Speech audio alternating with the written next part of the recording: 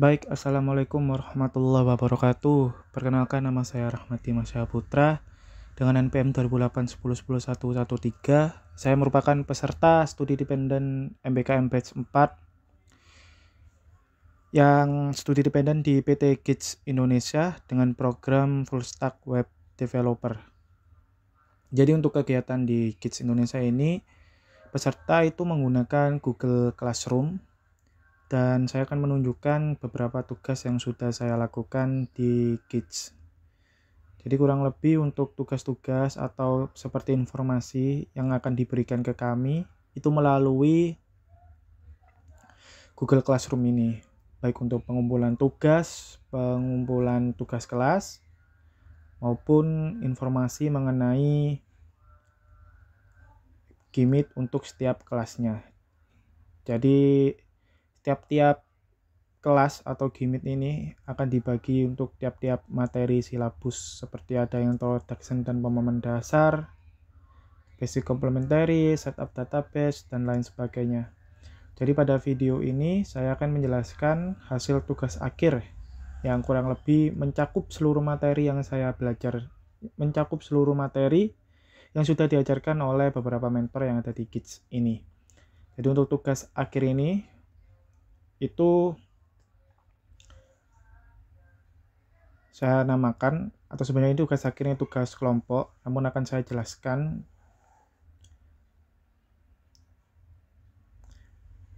Nah, jadi untuk tugas akhir ini itu bernama aplikasi e-ordering studi kasus di Rumah Makan Balai Rasa Lombok. Jadi untuk tugas akhir ini kami berkelompok, saya kebetulan ada di kelompok 9, dan saya akan menjelaskan beberapa anggota yang membantu saya atau saling membantu untuk mengembangkan aplikasi e-ordering berbasis website ini. Untuk anggota yang pertama ada Mas Irfan. Jadi Mas Irfan ini sebagai leader dari kelompok kami, selaku stakeholder, dia yang bertanggung jawab untuk memastikan setiap job desk yang kami lakukan itu sudah berjalan dengan baik. Ada Mas Imam Musli selaku back end. Mas Imam ini membantu saya untuk membantu kelompok kami untuk di query ataupun di database, pembuatan database. Jadi untuk Mas Imam, job desk di aplikasi ini yaitu kurang lebih untuk back end. Dan saya Rahmati Masya Putra, itu saya pada pengembangan aplikasi ini menjadi front end. Jadi menaruhkan desain yang menarik untuk pengembangan aplikasi e-ordering.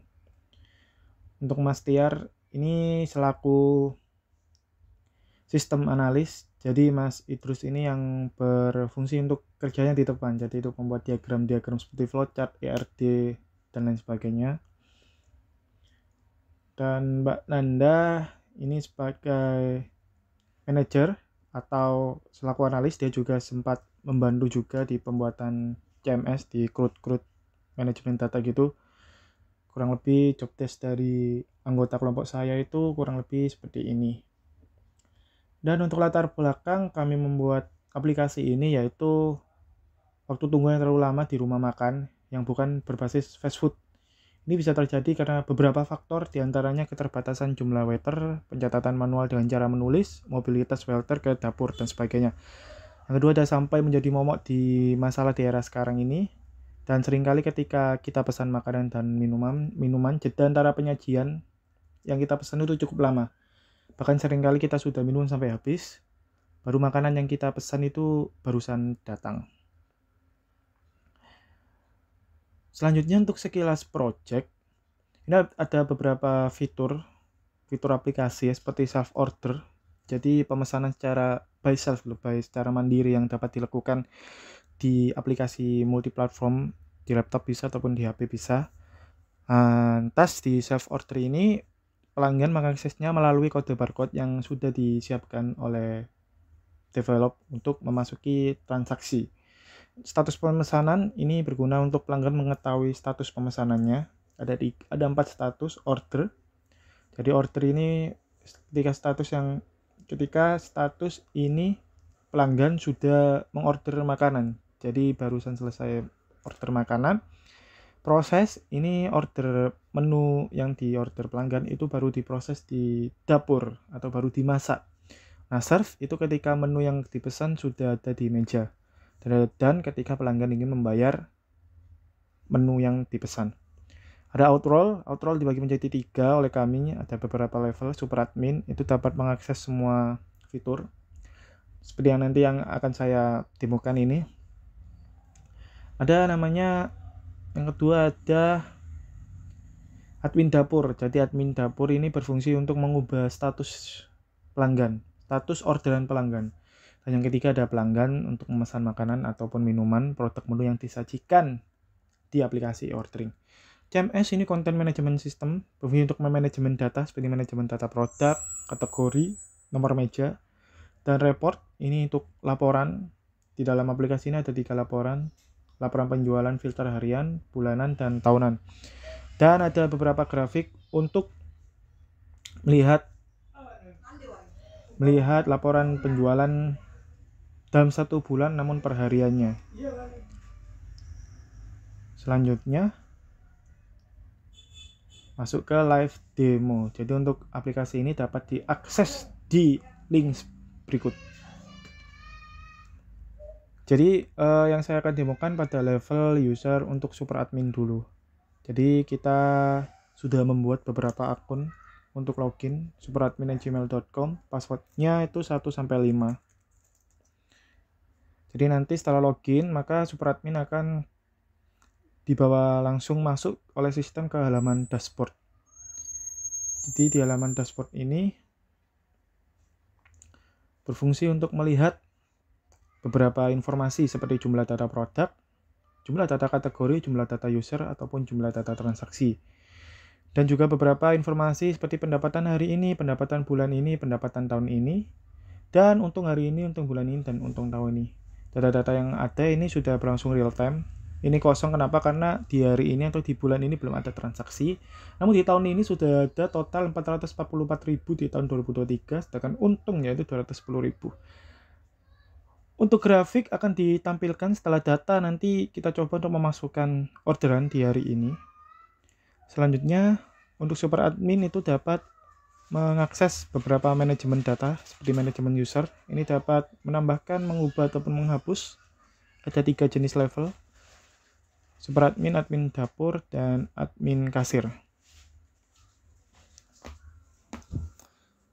Nah, selanjutnya ada halaman manajemen data kategori. Jadi super admin dapat menambah, mengubah, ataupun menghapus data kategori. Nah, selanjutnya ada manajemen data produk. Jadi super admin dapat menambah, mengubah, dan menghapus data produk yang nantinya akan ditampilkan di halaman transaksi order. Tentunya data produk ini juga dapat diekspor secara PDF ataupun Excel. Selanjutnya ada nomor meja untuk menambah, mengubah, atau menghapus nomor meja. Jadi tiap-tiap barcode ini itu nanti akan di-scan, ditaruh di meja pelanggan. Nanti setelah pelanggan men-scan kode barcode ini, maka akan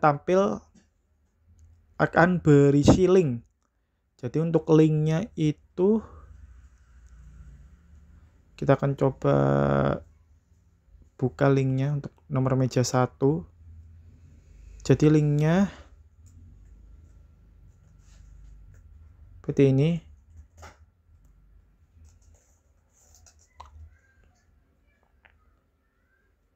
Nah, jadi untuk kode barcode ini mewakilkan dari nomor meja 1. Jadi kita menerima parameter 1 ini dari nomor meja 1 ini. Jadi nanti pelanggan tinggal scan kode barcode ini. Nantinya halaman yang muncul akan seperti ini. Untuk transaksi order,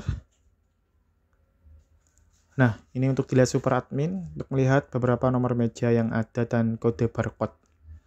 Untuk list order, list proses, list serve, ini nantinya akan saya demokan setelah kita memesan di halaman transaksi ini sebagai pelanggan. Jadi semisal kita mau memesan kue tahu goreng seafood 1, akan muncul notifikasi menu berhasil ditambahkan. Minuman seperti teh pucuk harum 1, menu berhasil ditambahkan. Lalu langkah selanjutnya pelanggan dapat masuk ke halaman list keranjang.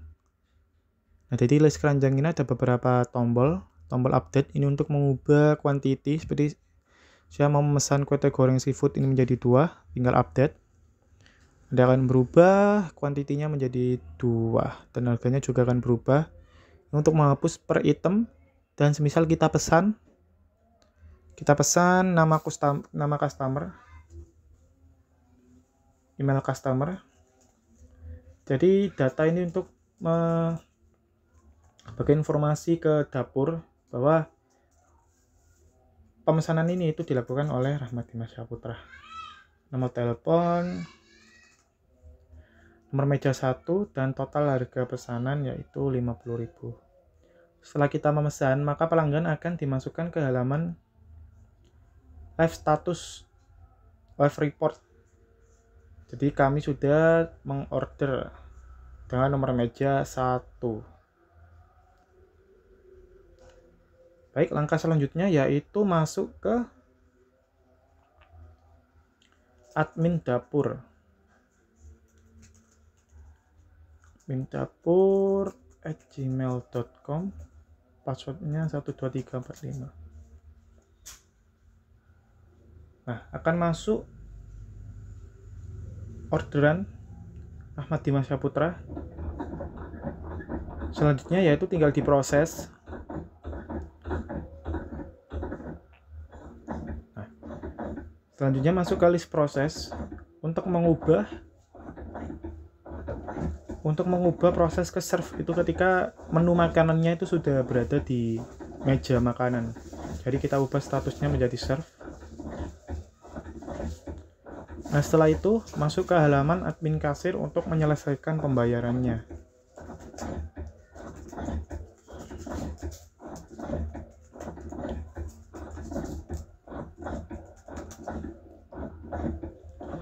Nah, untuk admin kasir ini kita tinggal bayar.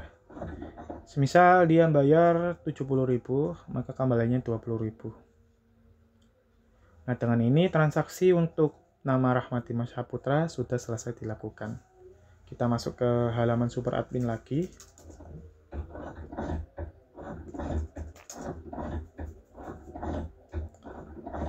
Kita lihat untuk informasi yang sudah diperbarui seperti pendapatan hari ini. Tadi 50.000 dan untung hari ini 20.000. Nah, untuk grafik ini sudah ada. Nanti jikalau besok ada transaksi lagi, maka akan membentuk garis. Selanjutnya di halaman ini super admin juga dapat melihat detail transaksi. Seperti ini, misal kita mau melihat detail transaksi Rahmat Dimas Syahputra, maka akan muncul invoice. Ini dapat di print ke PDF. Nanti akan tampil seperti nota transaksi seperti ini. Ini masih loading, kita tinggal. Nah, selanjutnya super admin itu juga dapat melakukan cetak laporan ya. Ini sambil menunggu loading preview ini agak lama, memang agak berat untuk loadnya. Nah, ini seperti ini untuk nota transaksinya, tinggal di save. Kita close. Di halaman detail transaksi ini juga bisa mengekspor data PDF dan Excel. Selanjutnya ada laporan.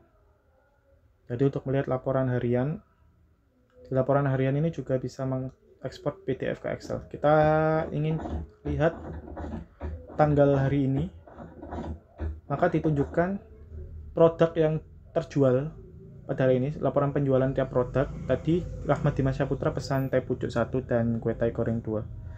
Maka untuk hari ini total pendapatannya 50.000 dan total keuntungannya 20.000. Untuk laporan bulanan kurang lebih hampir sama, namun filter parameter tanggalnya itu berdasarkan bulan. Seperti kita mau masukkan bulan Juli dan tahun 2023, kita coba filter. Maka yang muncul per tanggalnya, total pendapatan 50.000 dan total keuntungannya 20.000. Laporan tahunan, kita tekan 2023. Nah, ini ada banyak transaksi karena sebelumnya aplikasi ini sudah pernah digunakan beberapa bulan dan ada beberapa hari yang total pendapatannya. Jadi total pendapatannya ada 558.000, total keuntungan 230.000 pada tahun 2023. Kurang lebih untuk presentasi hasil tugas akhir saya di Kids Indonesia melalui aplikasi ordering, kurang lebihnya seperti ini.